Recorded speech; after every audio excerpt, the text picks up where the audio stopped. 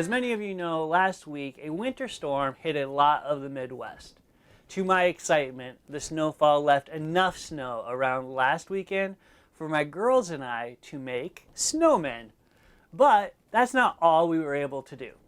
You see, as we were making the snowmen, I talked to my father-in-law about an idea I had of getting a sled, a rope, and pulling the girls behind the four-wheeler on the snow. He liked the idea, but he wasn't sure if they had any sleds. But he had an idea of his own. His idea was to make a sled all by ourselves. He took a big plastic barrel, cut the top and the bottom off, then cut a slit down the side. After that, he ran a blowtorch up and down the curved plastic so that it stretched out and eventually it looked like a toboggan. We drilled 2 holes and then ran a rope through the holes and back to the four-wheeler. The next job was to test out the sled. The first one in line was my oldest daughter, Autumn. When I asked if she was ready, she looked at the sled and said, "This doesn't look very safe." I reassured her that I would go slow and that it would be okay. As agreed upon, I did start off slowly, but eventually I gained speed as I could tell she gained confidence in the sled.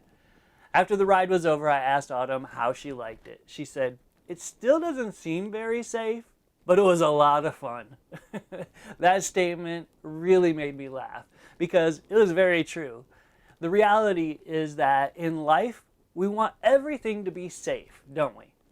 The problem with that is Jesus said that if we truly want to follow him, it may not always be safe. Matthew chapter 16 talks about this. Jesus is talking to his disciples and he says, "Whoever wants to be my disciple must deny themselves and take up their cross and follow me. For whoever wants to save their life will lose it, but whoever loses their life for me will find it." Jesus is clearly saying that being a Christian isn't always the safe choice. And his disciples eventually figured this out, as other than Judas, they all were persecuted. In fact, they were persecuted so severely that 10 of the 11 remaining disciples died because of persecution. And they did it all for the sake of the gospel. So the question I want to leave you with is, are you safely following God, or are you recklessly pursuing him?